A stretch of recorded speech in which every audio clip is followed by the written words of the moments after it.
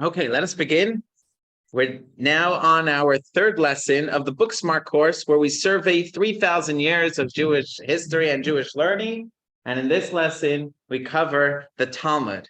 The Talmud is, after the Bible, after the Chumash, is the most important Jewish book, period. There's no other book that's more important to the Jewish people as the Talmud. Today, we're going to explore what is the Talmud, and why Jews are so obsessed with the Talmud.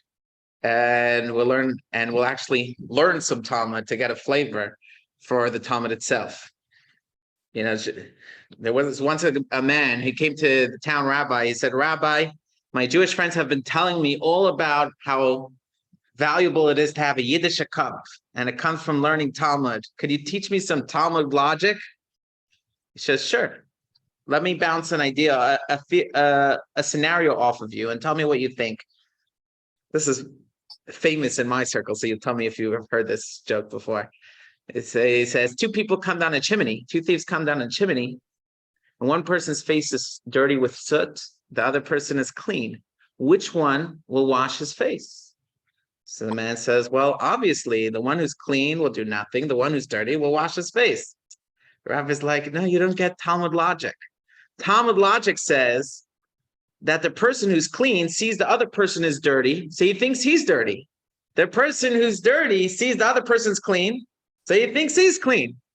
So he says, oh, I get it now. So I get it. So two people, so the dirty one cleans his face and the clean one doesn't do anything. What are you talking about? Where's your Yiddish cup? Jewish logic. Talmud logic says, how could two people come down a chimney and one's dirty and one's not dirty? It can't be. It's like, Rabbi, I think I'm getting the hang of it. They're both going to wash their face. It's like, you just don't get it. Two thieves are coming down a chimney. You think they're going to worry about their dirty face? They're going to grab the jewelry and run. All right. So we have here a little bit, a taste of some Talmud logic. And I want to teach you an important gesture when you're learning Talmud. You take your thumb like this, and you go like this. This is a very important part of studying Talmud. You say, you think it's this way, it goes with the sing-song. You think it's like this, it should really be like this. This is something you might see in a yeshiva when two people are learning Talmud. Typically, Talmud is learned chavrusa style. Chavrusa means with a study partner, with a friend. You sit across from each other and you yell at each other. And that is the Jewish way to study. So let's dive in. We're going to first track the history of the Talmud. So I brought here the Talmud. Everyone see the Talmud? This is customary in traditional Jewish homes that when you get married, your father-in-law buys you a set of the Talmud. So this is my father's set. I took his one. I have a more updated, more modern version of it. But this is one volume of a set that contains 22 books. And some of those books contain numerous tractates. Some only cover one tractate. So this is the first book in the set called Talmud. Okay? They're all the same size. Well, you could buy smaller print versions. But as you'll see, someone posted a picture of the Chabad Rabbi Conference. The women's conference is coming up this week. But he was noticing by the rabbis' conference, everyone is wearing glasses. He says, what is this, a glasses convention? Why do all Chabad rabbis have glasses and rabbi conventions in general? And it's because we're studying pages like this. Give me a second. These are the pages of the Talmud, and we have a copy in your book that we're going to take a moment to look. But you notice the size of the print in this very large book? And we're very lucky. Each person has their own Talmud. In the shtetl, you had one Talmud on the table, and everyone's reading from the same book. So people were mastered being able to read the Talmud upside down because everyone was sharing from one book. So that's, I think, partially explains why there's a greater need for glasses in our community. So let's dive into this very interesting discussion we have the Talmud. So let's look at page 96. at a page of the Talmud. We're going to see this summarized again in the video, but I just want to go discuss it for a few moments. What we have in front of us is a daf of Talmud. A daf means a page, and it's typically a page is a folio. It's really double-sided page. And what we're looking at when they started doing the printing press, originally there was different layouts, but eventually they came to a consistent layout that, on page two, all page two of tractate brachot should start on the beginning word should be the same across all editions and the ending. So that way, since they're cross-referenced and quoted in numerous books, it's all the same page. So normally, the way of a page of Talmud is referred, he said, this can be found on daf 20, side B or side A. You have two sides on each page. And so this is a picture of the daf, what I showed you in there. What you're looking at is history. This is not one book. It's really 20 books on one page. Okay, so look, everyone is looking at the same page as me? Yeah, at the figure 3.1. So where you have A, that was the first part that was written. That's called Mishnah. Mishnah, we're going to learn the history of Mishnah, but that was the earliest part of the oral tradition that's written down in the top, it's called Mishnah. And the second part, which is B, is called Gemara. That was written about 300, 400 years later. And together, A and B is the Talmud. Everything around it is commentaries that were written later. And so you're literally, the more out from the center of the page, the more outward you go, the radiate outward, the later in history those commentaries are. The inner ones are the earlier commentaries, and as you get out, they get later. Okay, so let's just take a brief finder of our map. I want to fix the focus on the PowerPoint because it's a little fuzzy. Let's see if we could fix it.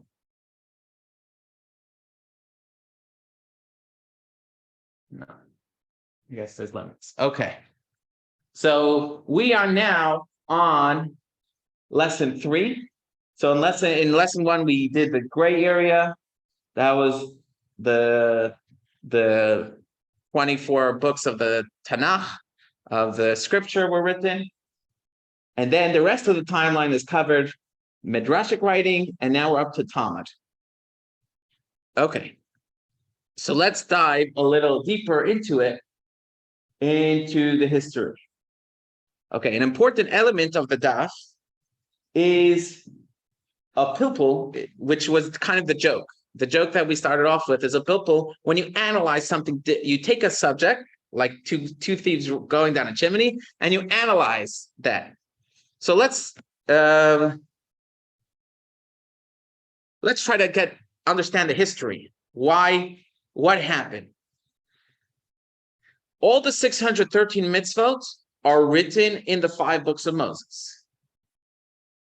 But the explanation for how to perform the mitzvahs are not there. If you just read the 5 books of Moses, you will not know how to be a practicing Jew.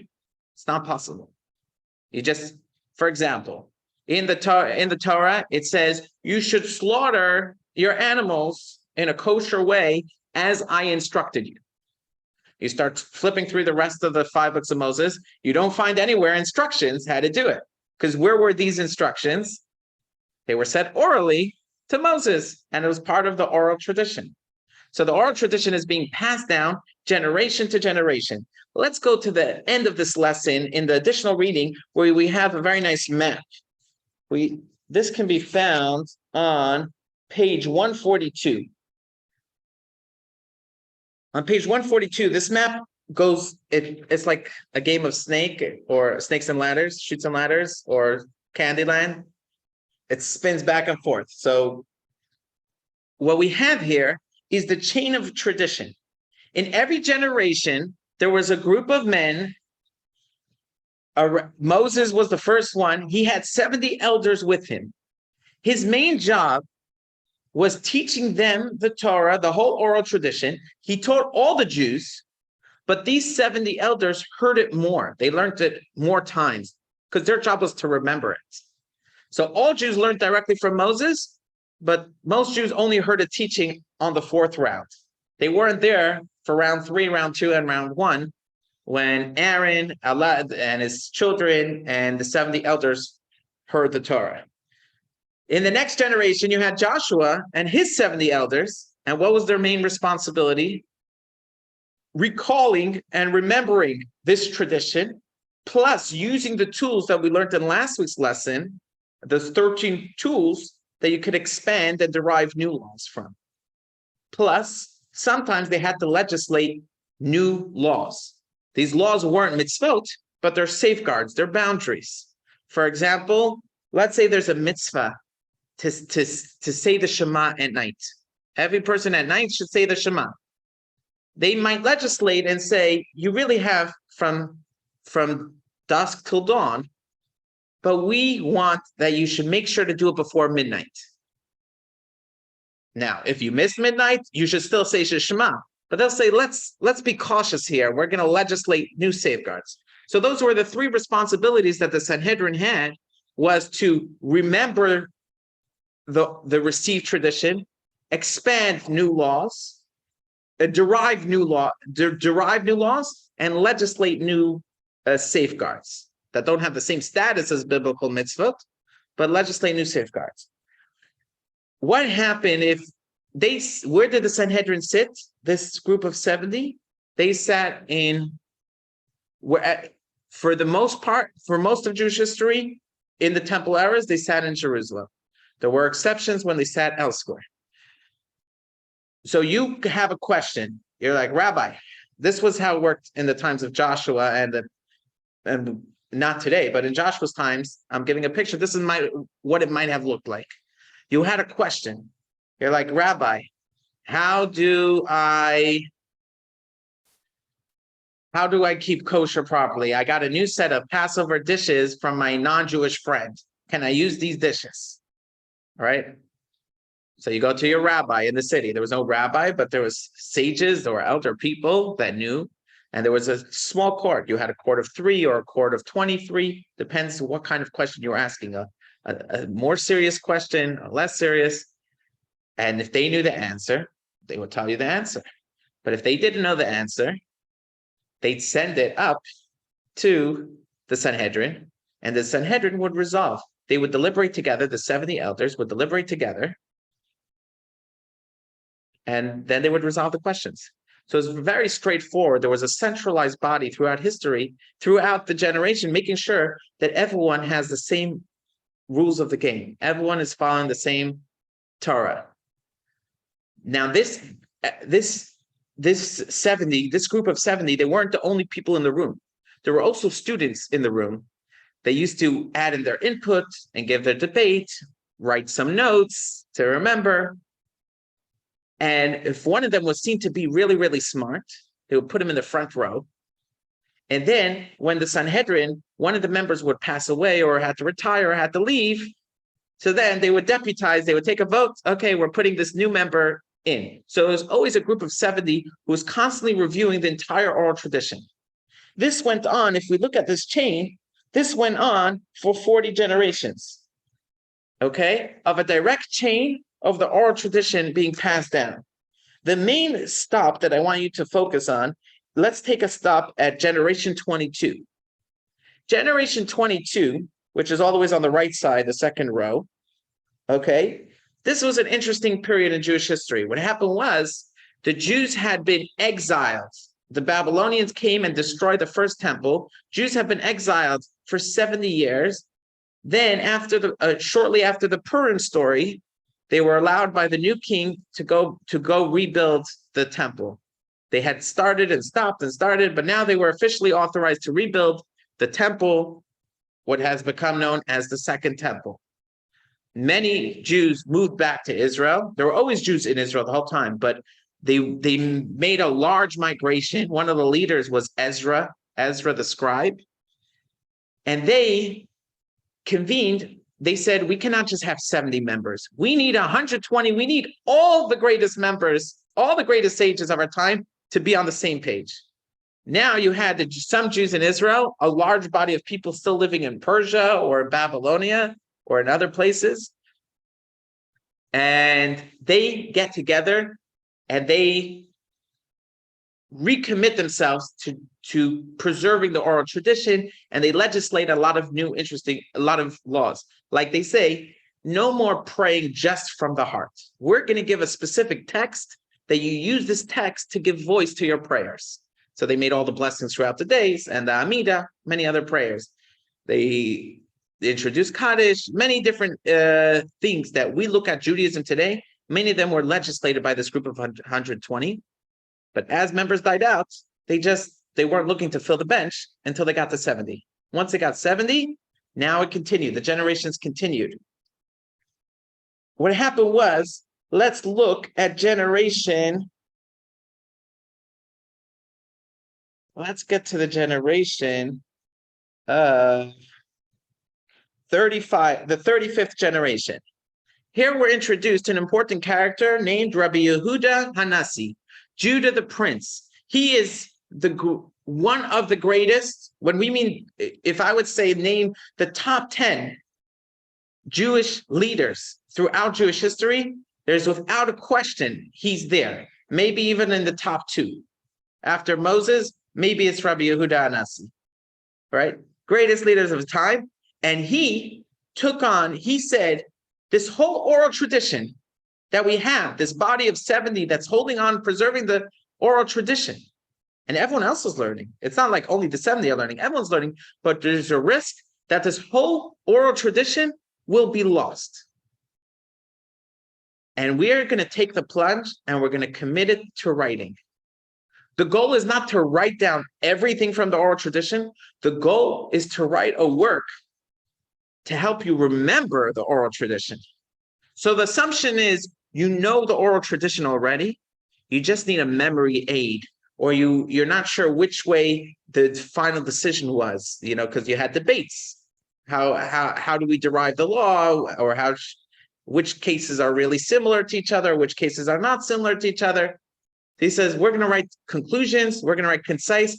So he organized it over 6 tractates called the Mishnah. He divided the whole oral tradition into 6 primary sections: agricultural laws, calendar laws like festivals, Shabbat,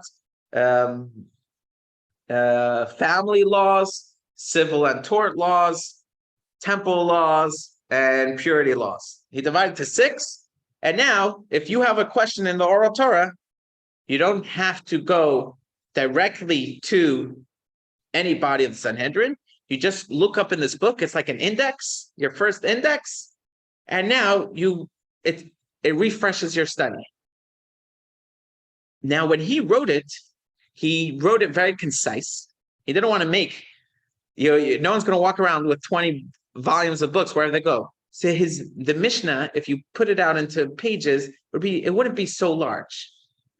It would be one book, a thick book. But in one thick book, you have the notes of the entire Mishnah, of the entire oral tradition.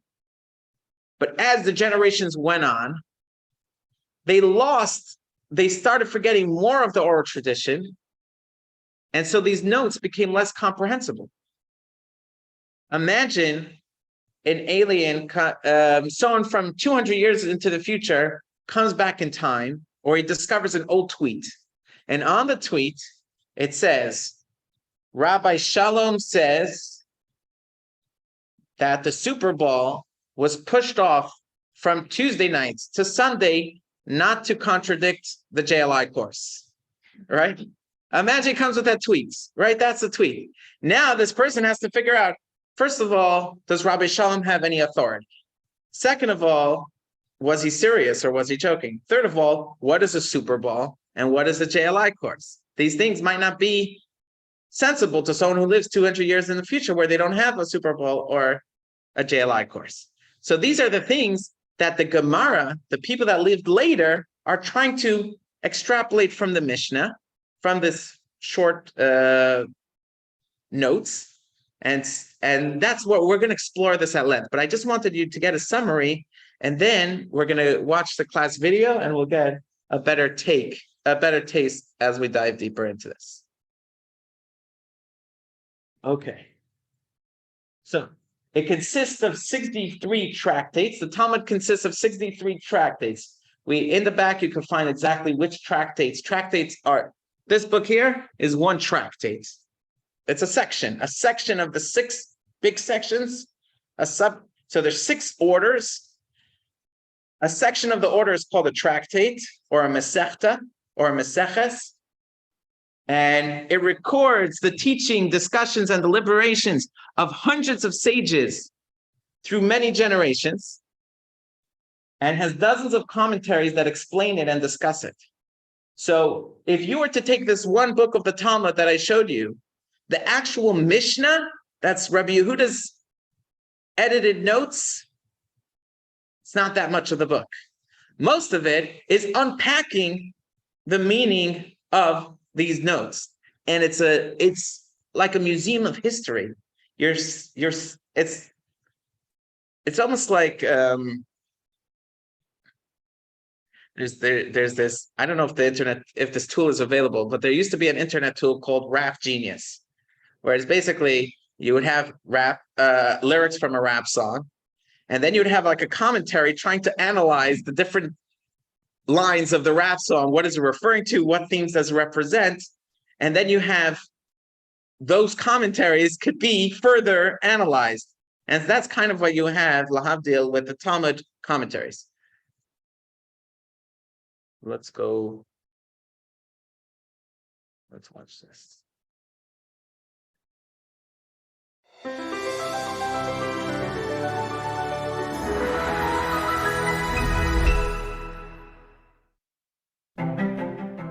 This is the Talmud. 63 tractates, 523 chapters, 2 million words. After the Bible, the Talmud is the most important work of Jewish literature and has defined Jewish learning for centuries. From the outside, the Talmud looks like a book, albeit a rather formidable book, but from the inside, it looks more like this. Why is it so complicated? To decipher the Talmudic daf, or folio page, we first need to understand what the Talmud is, how it came to be created, and what a volume of Talmud contains. A volume of Talmud is not a book, it's a library of books. A typical volume of Talmud might include more than 100 works composed by hundreds of authors over a period of more than 1,800 years. Let's deconstruct the daf and then rebuild it layer by layer. The oldest part of the Talmud is the Mishnah. Compiled by Rabbi Yehuda HaNasi in the Holy Land more than 1,800 years ago, the Mishnah was the first officially transcribed record of Torah law, which up until that point had been handed down through the generations as an exclusively oral tradition. The Mishnah, however, is very concise, almost a shorthand. Over the next 300 years, many hundreds of Torah sages analyzed, discussed, and debated the teachings contained within the Mishnah, and these discussions became the Gemara, which together with the Mishnah constitute the Talmud. There are many pages of Gemara for each Mishnah, as these discussions often range far afield to include many additional teachings covering virtually every topic under the sun. The Gemara was completed in the beginning of the 6th century in Babylonia, written mostly in the Aramaic dialect that was the spoken language of the Jewish people at the time. Studying the Talmud is a challenging task. It requires knowledge of its often obscure terminology, being familiar with the many references to parallel Talmudic teachings, and an ability to follow the complex, multi-tiered arguments presented in its discussions.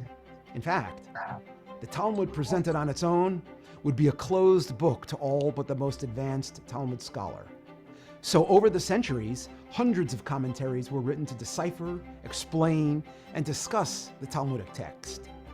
Some of these were published alongside the Talmud itself in recognition that they are indispensable to any attempt to properly understand the text. Rashi, the most basic and comprehensive of all Talmudic commentaries, was placed alongside the Talmudic text in some of the earliest manuscripts and published editions of the Talmud. But when one Talmud scholar writes a commentary, Other scholars will offer alternative explanations or have additional questions and issues they feel the need to address. Flanking Rashi on the daf is Tosfot, which is actually an anthology of commentaries by dozens of sages, including a number of Rashi's disciples and descendants. The analytic and dialectic style of the Tosfot commentaries strongly influenced the manner in which Talmud has been studied over the centuries throughout Europe and beyond. Over the years, more elements were added to the daf to aid the student's navigation of the text. But there's a limit to how many commentaries a page can hold, even an oversized folio page of Talmud. So other major commentaries were added to the back pages of each tractate for ready reference, and many, many more. In addition, many more commentaries on the Talmud were published and continue to be published each year in separate volumes. Today, if you wish to research a complex issue, compare and contrast different opinions on a topic, trace back their sources, examine the issue's applications in multiple fields, you can open multiple windows on your screen and even hook up more screens to your computer. But centuries before Windows 1.0, centuries before electronic information technologies, Jews committed to exploring the multi-chambered laboratory of wisdom called the Talmud had already invented the original hypertext, the daf.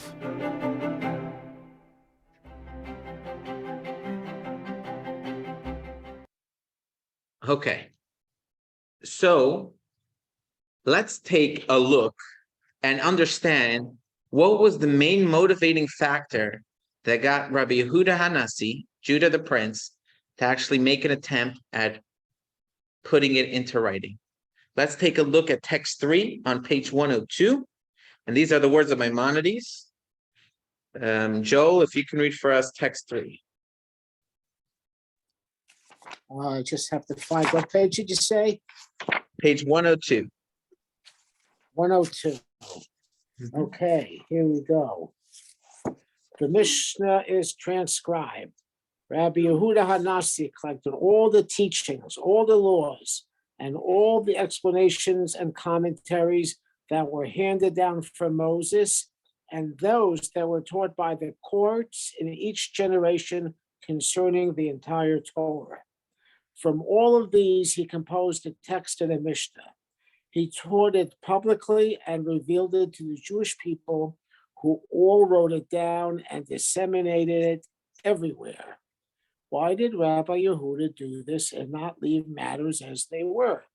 Because he saw that the students of Torah were becoming fewer, new troubles were constantly arising, the Roman Empire, which was suppressing the study and practice of Judaism, was spreading throughout the world and becoming more powerful, and the Jewish people were being dispersed to the far ends of the earth. That's a run-on sentence. He therefore composed a simple text that would be available to everyone so that it could be learned quickly and would not be forgotten.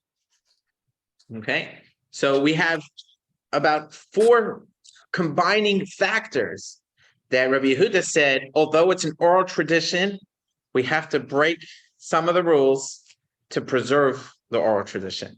So we have to break the oral tradition to preserve it. He said, first of all, there's just not as many people studying the Torah today. And a lot of it had to do with the circumstances. People were so busy trying to meet their basic needs, trying to survive, who had time to worry about, quote unquote, these extras. Now, so that was one reason. Second of all, no more were all the Jews located in one geographic area. Now you had Jews all over the world, not as widespread as today, but he realized, how are distant communities going to be able to follow? How do we make sure that it doesn't get splintered? The whole oral tradition doesn't get splintered into different groups. So he said, with a text, we'll be able to keep it consistent and aligned. And then these groups could take their notes to their countries and we'll all be on the same page. So it was the kind of internet of its time was the Mishnah. The Mishnah was the early internet of its time. Yes. This was about 150 CE. Let me look at the map. It should say on the map the order of the. Let me see if I can find it.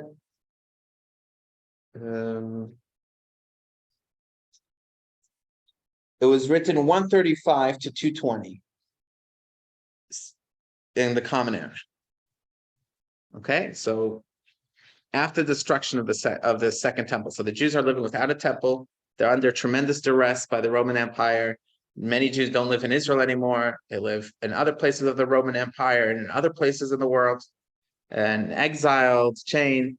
So he felt, we don't have this Sanhedrin anymore to preserve it. So we just have to decentralize it. If you can't centralize it, you have to decentralize it. Okay. Now, what we notice throughout history is this common two-step cycle. Step one is like what Rabbi Yehuda does. He says, we have this vast tradition, but I'm going to give you the cliff notes. Okay? Then the next generations that afterwards, they say, okay, we have the cliff notes, but we have to unpack it. So now they re-expand it into a vast tradition. Then 150 or 200 or 300 years later, they says, wow, this is too vast. We got to summarize it. So we have the Cliff Notes version of those years of history. And that keeps on repeating every few generations. There's an expansion by a summary, by a contraction, and it keeps on repeating throughout history. And we'll see that again in next lesson as well. When we study Jewish law, you see that shift keep on happening. So you have the Chumash, the 5 books of Moses with the 613 mitzvahs, but then there's 1,000 years of oral tradition that's expanding and explaining and preserving the 613 mitzvahs. Then Rabbi Yehuda Hanassi is giving you the summaries of that tradition. And then what does the summaries mean? We lost the terminology. We lost the background information. Let's explore it. Let's debate it. Let's discuss it. A few hundred years later, you had the Talmud. The Talmud was rabbis that mainly lived in Babylonia. They were incommunicate. Rabbi Judah the Prince lived in Israel. So the Mishnah is written in Hebrew. It's different than biblical Hebrew, but it's Mishnaic Hebrew, but it's similar, very similar. The Gemara, which is part B on this page, which is unpacking the Mishnah, that was written in Aramaic. So you're reading one page, you're reading Hebrew and Aramaic. Aramaic was the language that Jews spoke no matter where you lived. Even if you lived in Israel, you spoke Aramaic at the time that the sages were discussing and unpacking the Mishnah. So there's different dialects, sure. There was the Israel dialect, the Babylonian dialect, but Aramaic was the equivalent of our grandparents speaking Yiddish. That was just the language that you spoke, and that was the vernacular. Okay, so let's go on. So Judaism is a constant commentary of history, and when you walk into yeshiva or into a shul and you see people learning, high chance they're either learning the 5 books of Moses or they're learning the Talmud. High chance. Those are the top 2 books. And even though we don't make our legal decisions directly from these works anymore, this is always referenced back and studied back, and it's very powerful to learn. And you'll see that when we learn a subject, you'll see why, and the great color that it has.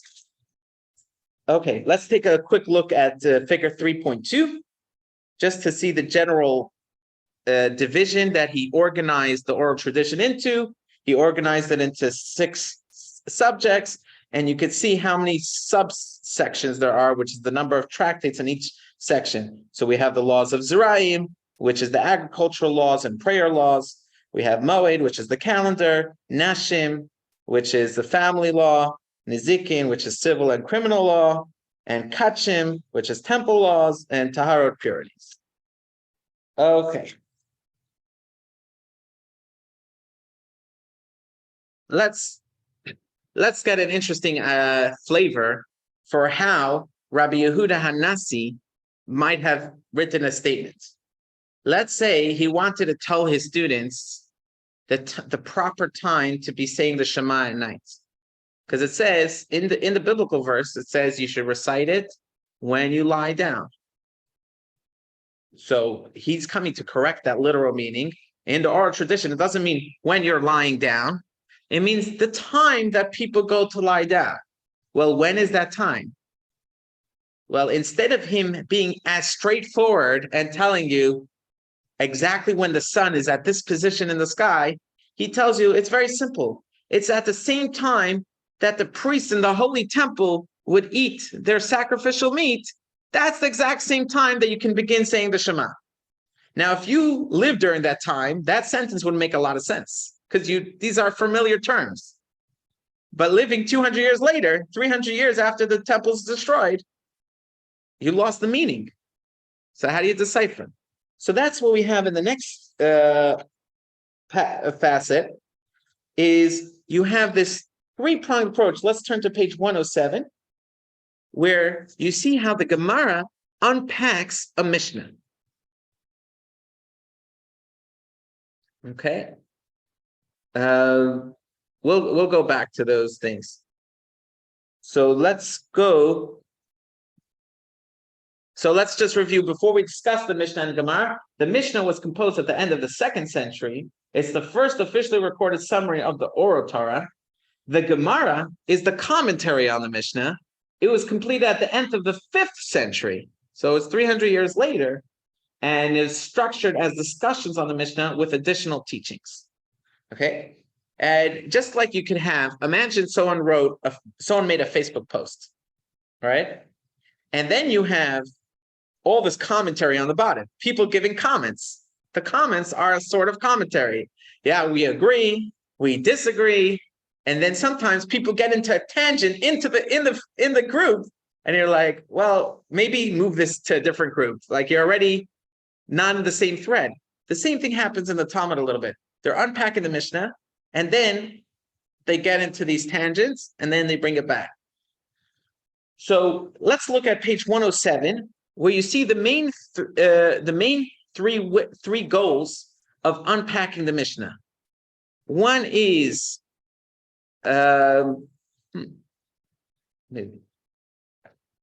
Okay, so one is to go laterally, one is backward, one is forward. So let's start backward. This is how we unpack a Mishnah. So first of all, it'll say a statement as if obviously this is the law, but for someone who's coming to it the first time, they'll say, hey, you just told me the time for saying the Shema is at this time. How do I know I even have to say Shema? You already have a premise.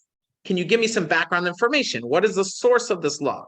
So that was something the Gemara might do. Tell us, hey, this mitzvah that Rabbi Yehuda mentioned, the source of it can be found in these verses, and this is how it's unpacked from these verses, right? And then sometimes Rabbi Yehuda would quote different opinions or different customs, and the Gemara will try to analyze what's the reasons for these divergent customs. So that's backward. Going forward is the Mishnah might tell us the law regarding A, scenario A, and now we want to see what would be the case in case B, C, or D. Can we learn anything from the Mishnah text to apply it to other scenarios? Or sometimes we might have a more recent contemporary discussion and see if that contemporary discussion is a similar to discussion to the Mishnah, or is it unrelated? So sometimes they try to say, oh, that debate is really the same debate that happened 300 years ago, or maybe it's a totally different debate and you shouldn't be inferring from here onto here. So that, and then you also have lateral. You have lateral, Rabbi Yehuda, although he wrote down the Mishnah, there were many things that didn't make the cutting floor. There are many things that were written down, but he decided not to include it. Either it was too long, or it was too, it says it's unnecessary. So they didn't make the cut, or they weren't authoritative enough. But the Gemara might take those other notes that was preserved, just not in a formal collection like Rabbi Yehuda's, and they'll say, hey, maybe we could use those teachings to understand the Mishnah. Maybe we could find conflicts in the teachings. Are they real conflicts, or they just seem that way, but they're not really? So sometimes we'll compare it. So that's a lateral. Other kinds of lateral things are resolving contradictions. You have a teaching in one Mishnah that seems to contradict the teaching in a different Mishnah. How do we resolve those seeming contradictions? And also you have, since we know Rabbi Yehuda was so concise with his wording, so when he gives two scenarios that seem identical, you have to ask, what was he trying to teach? Why is there a need for two identical scenarios, two scenarios that seem to be so similar? There must be he was trying to teach us new laws. So these are some of the ways that the Gemara unpacks that. Let's go back one page to look at this map on page 106. Okay. Everyone sees this map? So here we just get a geographical representation of where the different parts of the Talmud were developed. A is the Mishnah that was developed by Rabbi Yehuda Nasi. B is all the way, which is in the land of Israel today. B is all the ways in Iraq, modern day Iraq. And those are the big centers of learning that was there. And that was where the Talmud was completed and finished. Additionally, we have C. C was another version of the Talmud, where the Mishnah is identical in both Talmuds, but you have the Jerusalem Talmud, where the Jerusalem sages wrote their own analytical interpretation.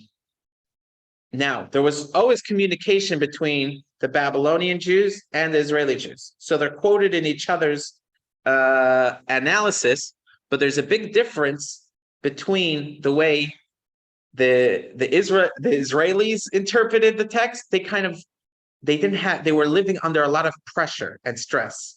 So they kind of get straight to the point. They go straight to the conclusions. In other words, the commentary is much more concise and much more straightforward. Like, what does this mean? This means this means this, and this means this. In the Babylonian commentary, you have 30 questions, 40 questions, and then you try to resolve all the questions. In the Jerusalem Talmud, you just go straight to the answers. You don't pose the questions. So which version do we follow? Which one is, when people say the Talmud, which one are they referring to? Are they referring to the Jerusalem Talmud or the Babylonian Talmud? Go for it, Joe. They follow the Babylonian Talmud, but it seems to me that the more concise and to the point version should have been more acceptable. That's a good question. But we accept the Babylonian Talmud, and I'll explain, we'll go into why that is soon. But the main takeaway you should remember, the main reason is that, first of all, it was completed 150 years later. Although they both started being written around the same time, that it was completed 150 years later.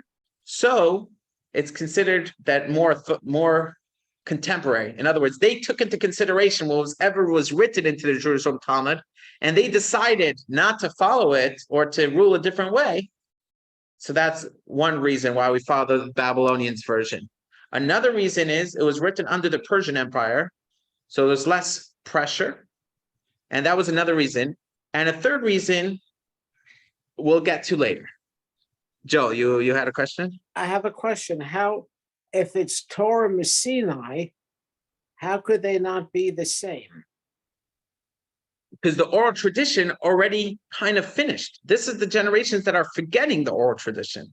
They're trying to remember it from the notes. So there's different opinions. This was already after the Roman persecution.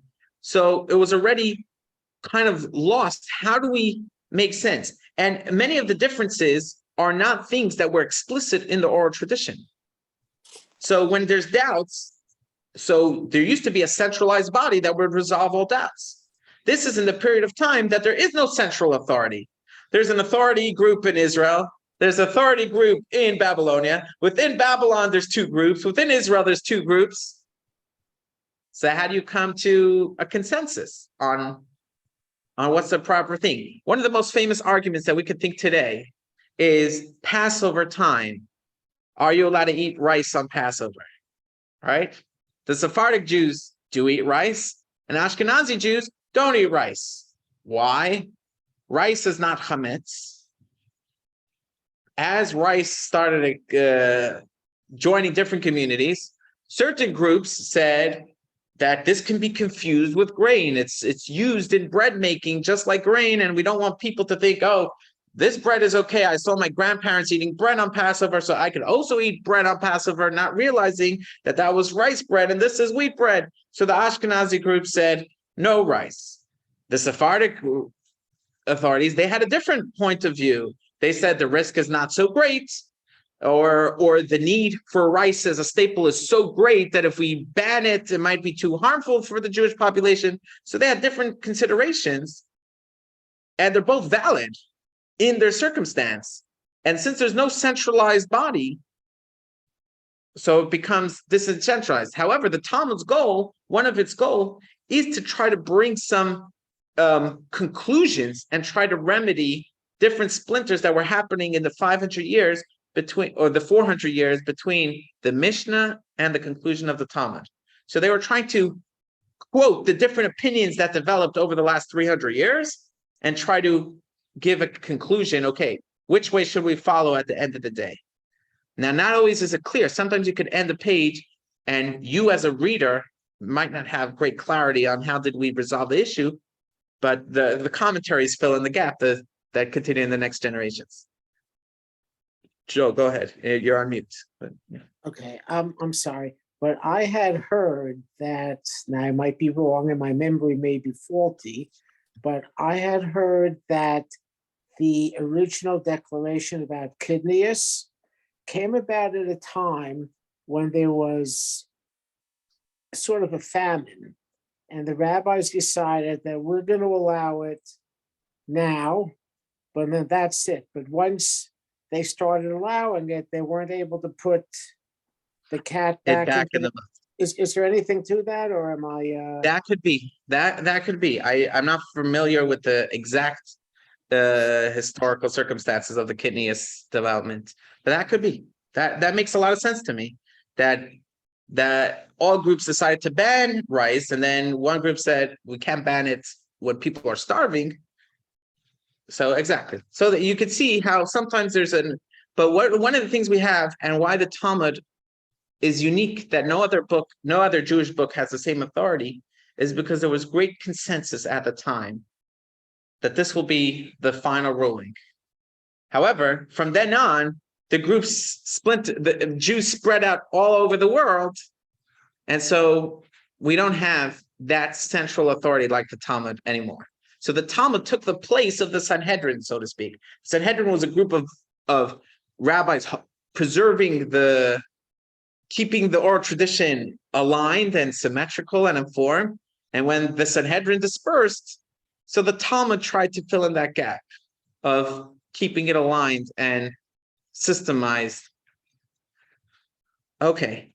So that's okay. There's a lot to cover in this class, which is really it's really courageous and brave that they decided to fit the whole Talmud in one lesson. Very brave of them. But you could read through some of the text that I'm skipping after class. If you like to read text, you'll see there's some beautiful text in the Talmud. Okay, so let's look at the end of the era. The Talmudic era was the last time the entire Jewish people accepted one central authority before dispersion led to many centers of Torah leadership. So the last time you had one central authority was in Babylonia, about 1,300 years ago, or maybe 13 to 1,500 years ago in Babylonia. And those yeshivas, by the way, lasted until literally 80 years ago. Those yeshivas existed in Iraq till about 80 years ago, until when Israel was being founded. So those Jews were kicked out of land. But those yeshivas existed for hundreds of years, but they weren't the center. There were other yeshivas that were even bigger, like the Academy of Rashi in France, or Maimonides Academy in Cairo, Egypt. So there was no centralized body like we had in the Talmud. Okay, let's summarize the two Talmuds. We have the Babylonian Talmud, which is discussions held in Babylonian Torah academies, completed approximately 500 CE. And then we have the Babylonian Talmud is the more definitive version. The Jerusalem Talmud was written during the persecution by the Roman Empire. This affected the process of recording the teachings. The Babylonian Talmud was written under the Parthian Empire. The Jews experienced a high degree of autonomy, allowing for a comprehensive text. The Jerusalem Talmud takes a direct approach, little deliberation. The Babylonian Talmud takes a winding approach, presents hypotheses, and has a process to find a solution. Now, many of the teachings in the Jerusalem Talmud and the Babylonian Talmud come to the same conclusions. So it's not as if they're totally divergent. For the most part, there's consensus on scenarios that only the Jerusalem Talmud discusses and the Babylonian Talmud has no discussion of that matter. We follow the Jerusalem Talmud. On issues where there's debate, then we rule like the Babylonian Talmud. Look at this interesting verse that one of the contemporaries of the Talmudic era wrote about the different styles. He was living in that time, and he quoted a verse, text 5. He quoted a verse from Lamentations, said, "He has set me in dark places, said Rabbi Yirmiyah, this is the learning of Babylonia." Babylonia is like searching for a lost object in the dark. Okay? There's one thing, you lost your wallet, but the room is light. So you're looking in the room and you find your wallet. What happens if the room is dark? Then you have to touch a lot more things until you get to your wallet. So if the room is light, you could touch your wallet without touching anything else. Room is dark, you have to touch a lot of things on the way. Now, studies have shown who remembers something better. This is where the double speed comes in. If you're listening to a podcast on regular speed or listening to it on double speed, who's going to remember the information better? The one who listened to it on regular speed, because he's listening, but he also has time to process the information. So there's who's getting more information at once? The person who's listening on double speed. But who's absorbing more? The person is hearing it on regular speed. So there's a trade-off. On each line of the Jerusalem Talmud, you're getting a lot. It's like listening to the oral tradition on double speed. You're getting straight to the conclusions right away. There's much less processing.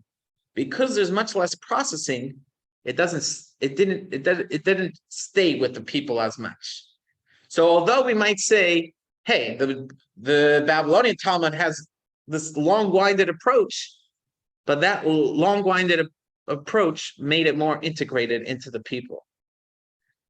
The Rebbe actually made this parallel and said, in the Holy Land, many of the holidays are one-day festivals that you're not allowed to do any work.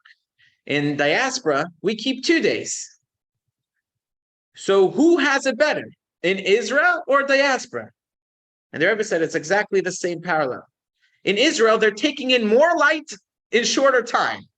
They're doing everything on double speed. So they only need 1 day, because in Israel, they can handle a lot more light. They're smarter people. They're more holy. The ear of Israel, it makes you wise. So they could absorb the themes and messages of the holiday in 1 day. In diaspora, we need 2 days to do it. But who lives with the message more deeply? The diaspora Jews. Think of an Israeli who's celebrating Hanukkah in Israel versus celebrating Hanukkah in New York. And in Israel, you don't have to do anything to feel Hanukkah. It's on the radio. It's in the street. Everyone, it's Hanukkah, Hanukkah, Hanukkah. But you take it for granted. So you have no personal investment in Hanukkah, because Hanukkah is happening with or without you.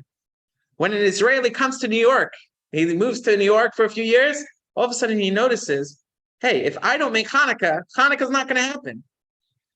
So all of a sudden he has to create his party. He has to invite friends. He has to think about what kind of music we're going to play, what kind of foods we're going to buy. On which person does Hanukkah make a bigger impact on? On the one in New York, because he did the investment. He did the work. It's meaningful. It's his. It's not Hanukkah it's my Hanukkah. That's the same thing between the Jerusalem Talmud and the Babylonian Talmud.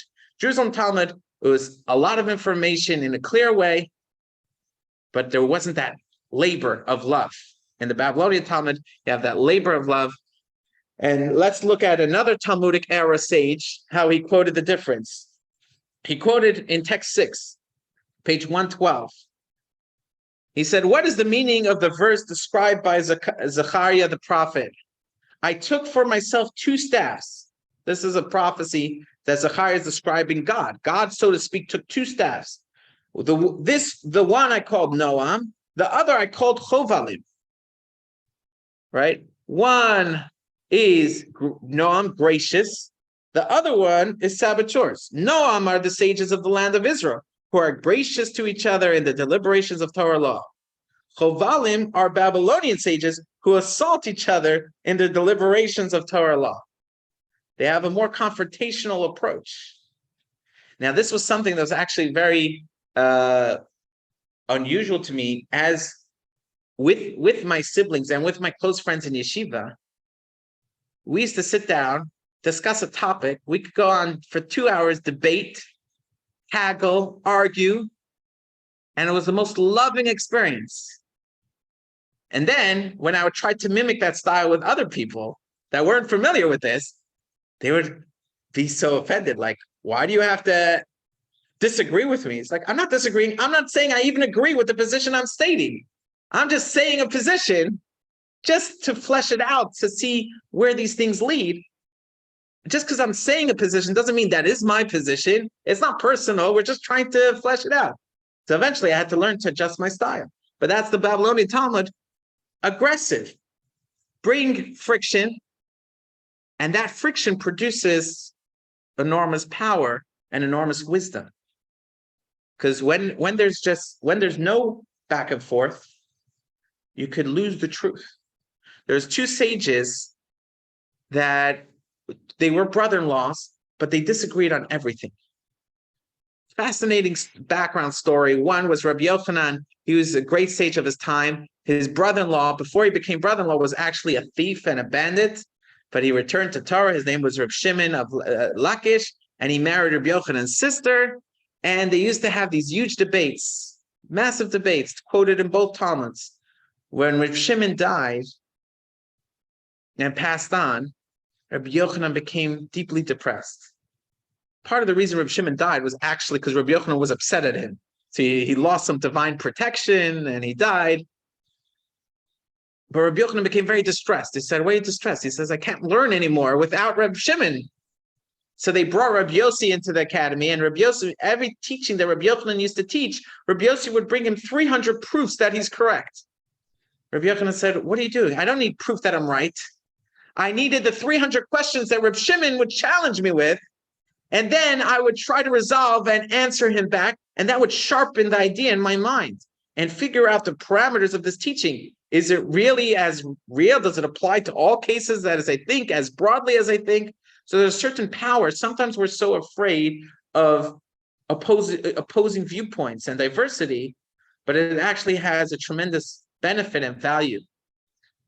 When God created the world, each day of creation, 6 days of creation, God says it's good.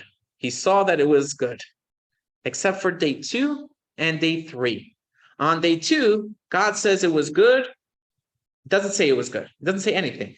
On day 3, God says it was good twice. So the Talmud says, why, or the Midrashic teaching said, why didn't God say it was good on the 2nd day? Because the 2nd day was a day of division. And God hates division. There was the division of the higher waters from the lower waters, from the heavens and the oceans. So God didn't say it was good. But on the 3rd day, when you had the grass growing from the rains. So now you had a coming together of these two opposites.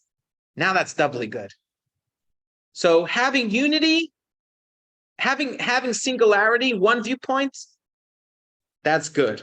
Having opposing viewpoints, that's not good. Having opposing viewpoints that come to synthesize and in harmony, that's double good. That's the best. And that's what you have more in the Babylonian Talmud than in the Jerusalem Talmud. Jerusalem Talmud, you mainly have one viewpoint. In the Babylonian Talmud, it quotes of opposing viewpoints, so it's much more rich. Let's go into a sugya. A sugya is we're going to analyze a topic of Talmud. We're going to take one topic today, and we're going to get a little taste of the topic. So first of all, what we might see, the reason we're choosing this topic is you see these three things. First of all, we're going to identify a biblical source for something that Rabbi Yehuda's notes take for granted. The Gemara is going to say, well, how do you know? Like, what's the basis for this? Number two, it's going to contrast this teaching of the Mishnah with other Mishnaic rulings. And number three, it's going to discuss applications to other cases. So we're going to use Talmud, and I know it's already 8 o'clock and you're thinking I should have been doing this at 8 in the morning, not 8 at night. But I'll try to make it light and fun, and let's get into studying some Mishnah. Let's look at text 7. Everyone open up to page 113, text 7. Okay, let me say the case outside, and then we'll read it in the text. You're a rabbinic court. Put on your rabbi hat, rabbinic court hat, whatever that looks like, and two people come to you. They're holding a talit. They're holding a talit, each from each side, and they're pulling back and forth. They come to the rabbi. Rabbi, we don't want to tear this talit, but this talit is mine. I found it first. And the other one's saying, no, I found it first. Rabbis deliberate. Tell me, what should we rule in this case?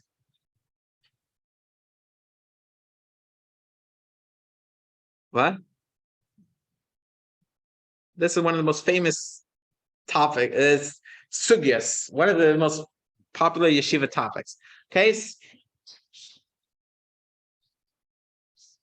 No, they come before you, each one saying they got it first. They found it first. Who's you? It's nobody's. It was nobody's, but now someone picked it up. Each one saying, I picked it up first. Another one saying, no, I picked it up first. And this is a case of finders keepers, not a case. There's other cases where you have to return the item to whoever it lost. But this is a case where it has no known owner and there's no way of finding the owner.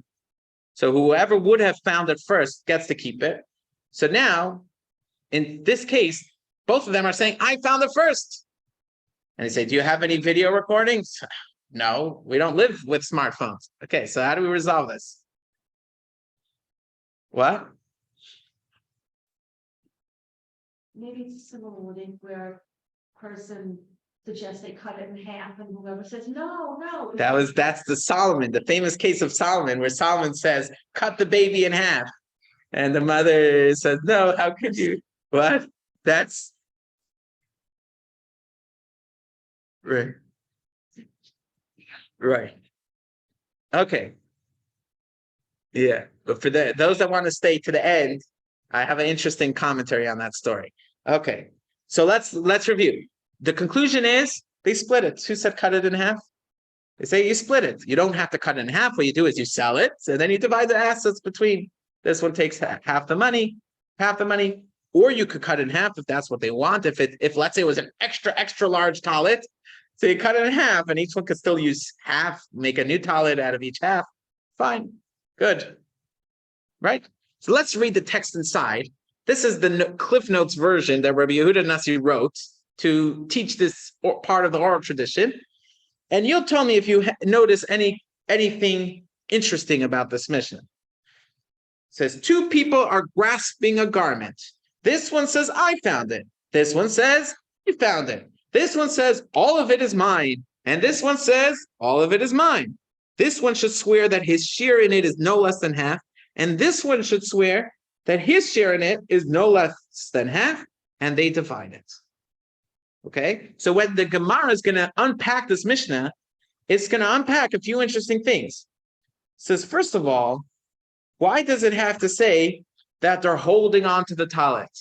What if they would come before the rabbis and they weren't holding on to the talit? Would the ruling be any different? Number two, some other things it would say, why does it say I found it and I found it, all of it is mine and all of it is mine? That double layer of the presentation, why that drama? So that's some of the things the Gemara will analyze. Also, what's with the oath? Why do they have to make an oath? Do we trust them or do we not trust them? If we don't trust them, is the oath going to help? If we do trust them, so then why do we make them swear? And the style of the oath, they should each swear their argument. This one said, I own it completely, so he should swear I own it completely. Why is the swearing, I own no less than half, right? And they divide it. So that's what the Gemara is going to do. We're not going to analyze, we're not going to learn the whole Gemara. We're going to pick 3 of those questions and some other things to see what the Gemara is going to do. So first of all, the Gemara will try to provide a biblical source for one of the premises here. One of the premises we had in this case was that they were both holding on to it. Why is that so significant? Because if nobody's holding on to it, then the court says, we're not getting involved in this case. No, none of you, we're only getting involved in a case where people have possession. If someone has possession, and then someone wants to say, I want to take it out of your possession into my possession. In other words, they're both holding on to it, and each one wants to get the whole thing. So they say, hold on, one of you is going to take it out of the other person's possession. I'm going to say a phrase. I'm curious to see if anyone could finish this phrase. Possession is not bad. 9/10 of the law. Possession is 9/10 of the law. If you search this on Wikipedia and you do to the Hebrew phrase, the Hebrew page, it's going to change Hamotzi mechavera alav haraya. The one who wants to take out, he has to. The burden of proof is on him. If I say, "Hey, you have my iPod," and I say, "What are you talking about? It's my iPod." Well, whoever's holding onto the iPod, we assume it's his until the other party brings proof. The burden of proof is on the other person. So that's one of the premise of this text that we learned. It's founded on this premise that they're holding on to it. That's why the court is getting involved. So the Gemara is going to say, okay, it was probably obvious to the people studying Mishnah in its time what the biblical source is, but let's write it down here so future generations will know what the biblical source is. Text 8. Let's get someone in person. Sharon, read first text 8. Where do we know that one who is seeking to take property out of his fellow's possession, it is incumbent upon him to provide the evidence from the verse Exodus 24:14. Whoever has a matter for adjudication should approach them. He must present the evidence. And it might not be so obvious, but it's the one who has the arguments, but not the object, that has to bring the proof. If you have the arguments, but you don't have the object in your hand, well, then it's the burden of proof is on you. Okay, and then today's principle is called possession is 9/10 of the law. Okay, let's look now. If you're studying the Gemara on its own, it might be a little difficult, but Rashi is one of the commentaries that lived in about 10th century. Remember, the Talmud was finished about the 5th century. So now we go 5 centuries later, and Rashi is a French winemaker in France, and he's writing. We quoted him last week in the story of Shlomo 5 times. I was referring to him. So he's the classic commentary, and he actually explains this concept in text 9. It is specifically in the case that they are both grasping the garment, meaning that both are in possession of it, and neither one has a stronger hold on it than the other. But if only one of them were holding the garment, then the other one has the status of one who is seeking to take property out of his fellow's possession, and it would be incumbent upon him to provide proof by bringing witnesses that it is his. He would not be believed to get any part of the garment with just an oath. Saying, I swear it's mine, means nothing. It's valuable if you bring proof, but if you have no proof, then we'll leave it in the person's hands. So now we just studied one case, and now we have two cases. We know the ruling in two cases, because we just studied this Mishnah well. We studied it well. So now that we studied it well, we know that if only one of them is holding on to it, then it's his, unless the other person can bring proof, witnesses or other kinds of proof, or contracts or other kinds of proof. Then, if they both have equal proof, then they'll do oaths, right? If both of them have equal possession of it, then what's the ruling? Divide. Okay, so let me ask you a scenario. You have a ship in the dock, in Pier 94. So this is a public dock, right? A big ship. And two people come before the court and they present their argument. They say, my grandfather bought it.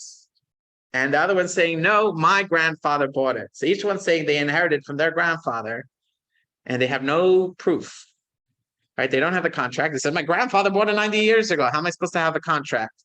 They said, no, my grandfather. And they're not cousins, right? Different grandfathers. Okay. So what do we do? What do the rabbis say? What? Either one is possession in their hands, so it doesn't belong to either of them. Doesn't belong to either of them. It doesn't really belong to them, or you're saying no one else is claiming that it's not, no one is saying it's neither of theirs. But I hear what you're saying. You're saying the court shouldn't get involved, right? Everyone agrees with Sharon's conclusion? It's 8:15, so you're forgiven. Don't worry. You're forgiven if you don't give any answers. Okay. So let's read the Talmud. You ready? Text 10. There was a certain boat that two people were quarreling about. This one said it is mine, and the other one said it is mine. One of them came to court and said, seize it until I am able to bring witnesses that it is mine. As he was worried that the other person would just go off with it, he wanted the court to seize the asset, put it in escrow or whatever, put it in escrow until a resolution is found. Do we seize it or do we not seize it, is the Talmud's question. Rav Huna said, we seize it. Rav Yehuda said, we do not seize it. Perfect. So now we know the answer. Find your rabbi. Okay. So the court, what happened? What happened then? The court seized the boat, but the men went and did not find witnesses. So what happened was the court seized the boat, expecting the guy to bring forth his witnesses, saying it's a shame the guy has witnesses and he's going to lose the boat just because we didn't act. But he didn't come forward with witnesses. So he then said, release the boat, and I'm going to seize it first. Or whoever is stronger will prevail. So now the question is, should the court release the boat or not? What do you think? Whatever you think is right. Rabbi Yehuda said, we do not release it. Rav Papa said, release it. What was the conclusion? The conclusion is, the hilchasa, the law is, we do not seize the property in such a case, but if the court did seize it, we do not release it. Okay? Now, I'm not going to bring the text 11 is a commentary from also 5 centuries later, explaining what's the reasoning behind these different reasons. And we're just going to go to the law. The law is, because none of them have possession of it, the court is not getting involved. Will justice, could the unjust happen in the scenario? Sure. But the court cannot get involved when there's no party that has possession. The court doesn't get involved. And isn't the court a court of justice? Aren't they supposed to make justice? No. Hashem is supposed to make justice. Hashem makes justice, but Hashem wants us to do our part when it's our responsibility. In this case, it's not the court's responsibility, it's Hashem's responsibility. So justice always happens. Justice happens in the end. If it didn't happen, it's not the end. So justice will always happen in the end, but the court shouldn't get involved. However, once they did get involved and they did seize the boat, now they cannot just put it out and say fight over it. That's once they got involved, they have to wait until there's a resolution. They cannot just restore it to a chaotic jungle state of whoever's stronger, let them win. Okay. So now we just compared two scenarios. Now, so we so far have deduced laws we have from here. We learned the principle of chazaka, that if you were holding on to it, it's yours, the burden of proof is on the other party. We learned we contrasted it with other rulings, the case of no possessor. What if neither claimant has possession of the property? The court remains uninvolved. If they got involved, then they don't divide the asset because none of them owned it. So who are they supposed to, why should any of them get the asset if none of them possessed it beforehand and none of them brought proof that they owned it? Possession is 9/10 the law, but no possession is nothing. You have to bring proof, some document, some witnesses proving that it is yours, that the ship is yours. Now we're going to do the third part of 10. There's 7 other questions here, but we're stopping at 3. Okay. I saw some relief. Okay. So parallel Mishnah, a case of entrusted money. So you put on your Talmudic caps. Let's get thinking. Okay. Interesting scenario. 3 people walk into a bar. Okay. One has $100. The other one has $200. I'm adding some flavor to the story just to make it interesting. And they're like, we're worried we're going to spend all our money on alcohol. So third party, we're giving you our money to hold. Don't give it back to us until tomorrow morning. Okay, so he takes the money, puts envelope in this pocket, envelope in that pocket. Good. So one gave him $100 and one gave him $200. The next morning they come to him. He said, give me my envelope. So he's looking, they don't have names. Which one is your envelope? Mine is the one that has $200. The other one's saying, no, mine is the one that has $200. So what do we do here? He said, I don't remember. I just put the envelopes. I don't remember which pocket which. So what do we do here? You see Talmudic thinking? It's amazing, no? It's brilliant. So they go to the rabbis. What should be done? Now, both parties agree that they each gave at least $100. All 3 are in agreement that they each gave $100. So what do you think about the proposal that each of them should get at least their $100 back? Do you think that we should do it that way? Reasonable? And what should we do with the remaining $100? Give it to charity. Yeah. Okay, what else? What? Right. 50-50. What? Split in half. 50-50, right? It seems very similar to our Mishnah. You had 2 people laying claim to the money, and we said divide it in half. However, the Mishnah that Mishnah doesn't rule that way. Let's look at text 12. And now we have to use our thinking caps to figure out why doesn't the Mishnah rule like we thought. So 2 people entrusted money with a third person. One deposited 100 dinars and one deposited 200 dinars. This one says the 200 are mine, and this one says the 200 are mine. We give 100 to one, 100 to the other, and the remainder is put away until the prophet Elijah comes. Prophet Elijah, what's the reference here? It says before Mashiach will come, Elijah will come and announce Mashiach's arrival, and he will resolve many doubts that have arisen throughout history. He will come resolve that. It's for a topic on its own. Exactly what authority does he have to resolve it? Is he doing it through prophecy or through his brilliance? Exactly what mechanism he's going to be used. But it's an idea, it's unresolvable. In other words, it goes to the court trust and just stays there forever until one of the parties fess up and admit, or forgives the other party and says, okay, I remove my claim even though I think I'm right, whatever. Until a resolution is found, it stays. Said Rabbi Yossi, if we do that, the swindler loses nothing. You just incentivize any cases of uncertainty for swindlers to say, to lie. There's a game theory element here because he lost nothing. He's going to get his $100 back. So he has nothing to gain, nothing to lose by making a claim. So we have to punish the swindler. Rather, all of the money should be put away till Elijah comes. No one walks away with their money to put pressure on the swindler to fess up. Okay? Because otherwise he has no pressure to admit his guilt. Okay.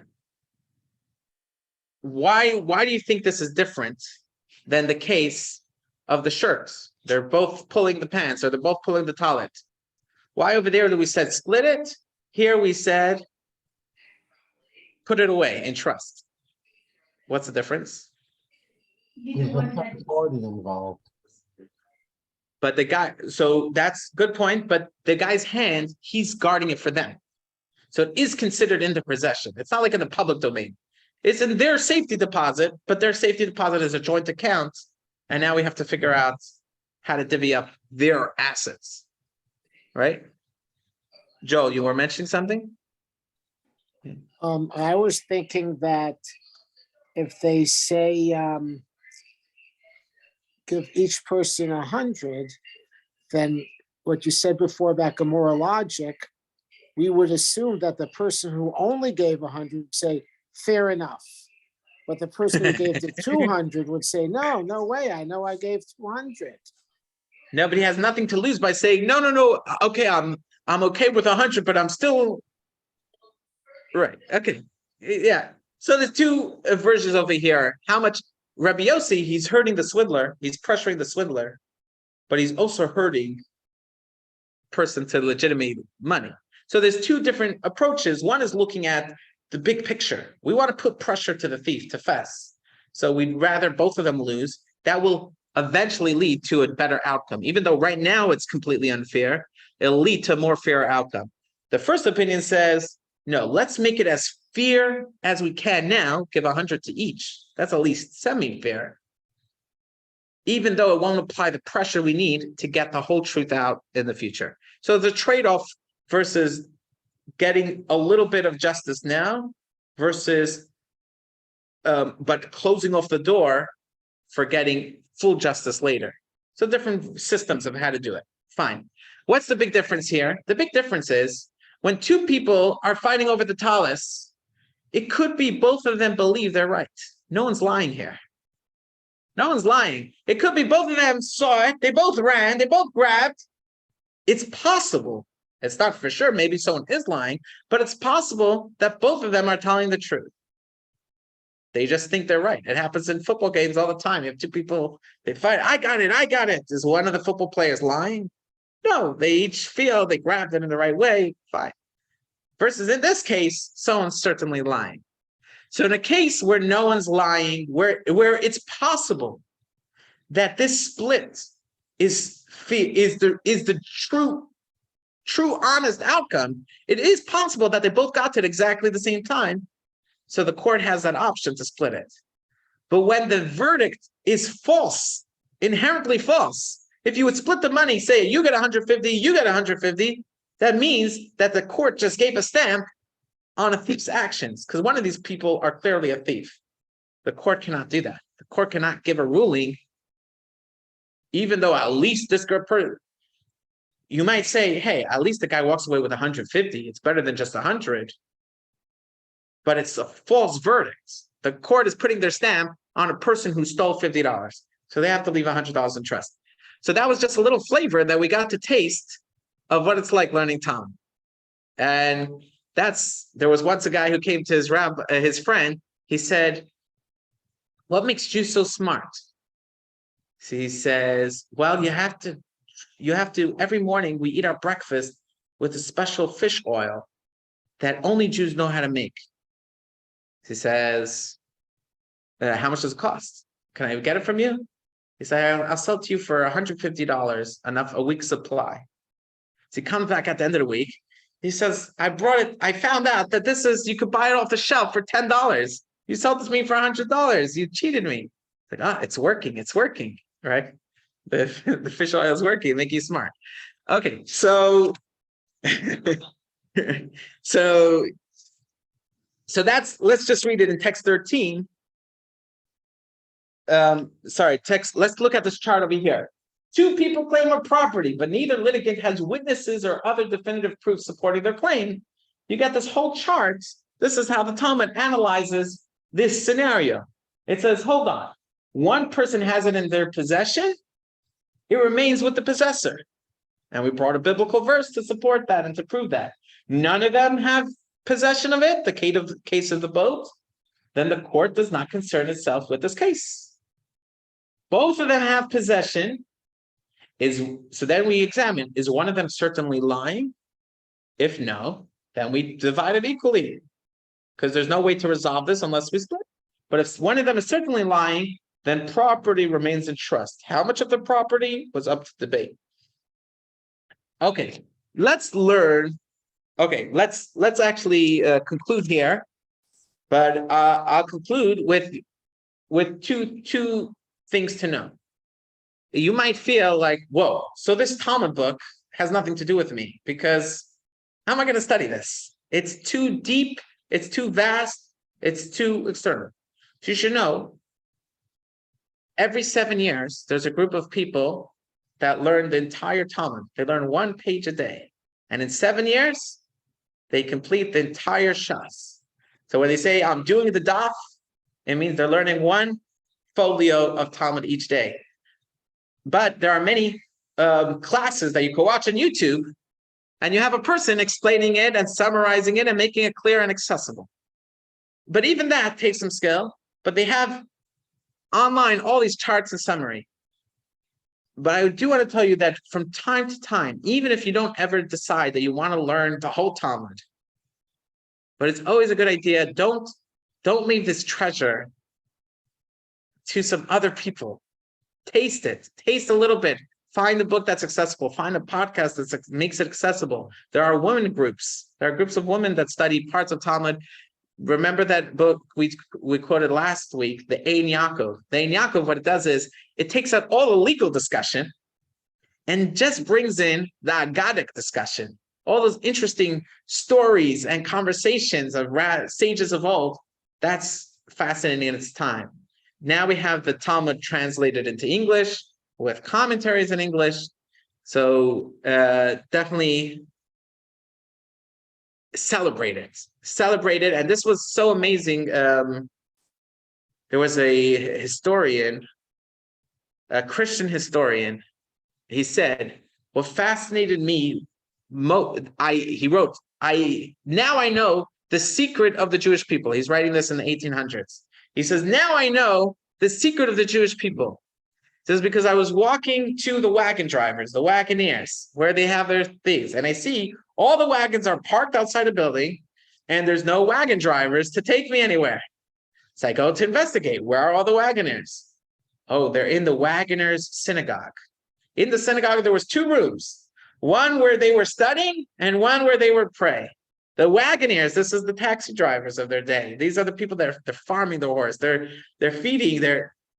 These people spent their day. What are they doing? They're studying Talmud. And in the water carriers synagogue, and in the woodchopper synagogue, and in the rabbi synagogue, they're all doing the same thing. They're all studying Talmud. So in a traditional yeshiva, what do we spend most of the time of the yeshiva schedule?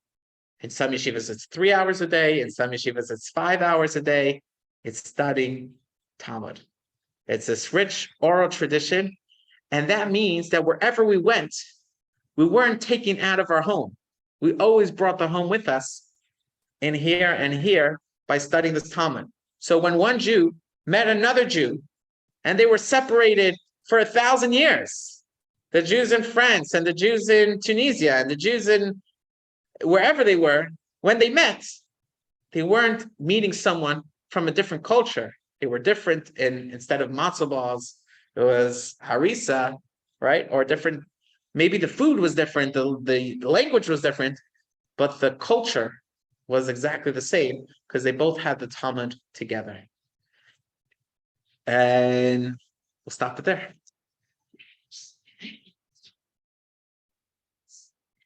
That after the recording. After recording. Okay. Let me turn off the recording. Thank you, Robert. Next week is very fascinating and is the history of Jewish law, which had a whole further development after the conclusion of Talmud. And that's truly fascinating and interesting to see too. God, they don't want to stop learning. There's so much. I know it's at its limit. Right. When someone put it to me this way, last week, someone told me, he says, you know, when you hear all these references to you have all these friends that live in Los Angeles and they're discussing Pico Boulevard and La Brea and this and that restaurant and this sighting, all these things. But then when you go, you're like, that's what it means. That's what it means. That's what it means. Same thing. I feel this course. Sometimes you have all these terms floating in your head. Yeah, Talmud, Gemara, Medrash. But then over here, brings it all together. So it's good. Thank you. Okay. You what?